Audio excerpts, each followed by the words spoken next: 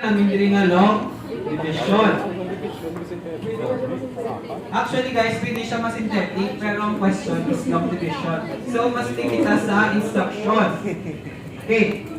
So copy ka lang alay, bali 2x squared minus 3x plus 8 divided by x plus 4. Okay. Sa kayang by long division, guys, yung by long division, so malong division kita. Then karon try ta ang synthetic kung mag-same ilang answer.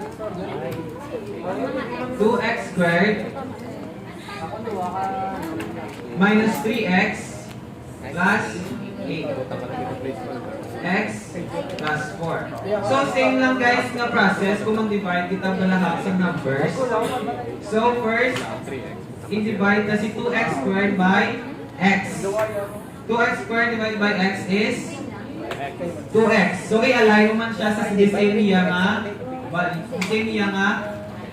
nga variable. Kay 2x, we have direct kita sa tx. So we have 2x. 2x times x is 2x squared. We have 2x times 4, we have 8x. So we have 0, we have negative 11x. Then bring down 8. Okay? So negative 11x times x, we have negative 11. Negative 11 times x is negative 11x. Negative 11 times 4, we have negative 44. Minus. So plus siya, plus siya. 0. 8 plus 44 is 52.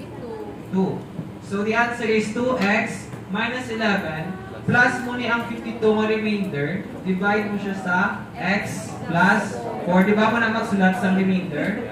Ginasulat ang remainder sa numerator, then ang denominator is x plus 4. So the answer is 2x minus 11 plus 52 over x plus 4. Letter B. So answer is A. How about naman ito question kay sino ito nakabal? Synthetic daw? May Letter B. So we have synthetic. Sa synthetic guys, may baliskan naman siya.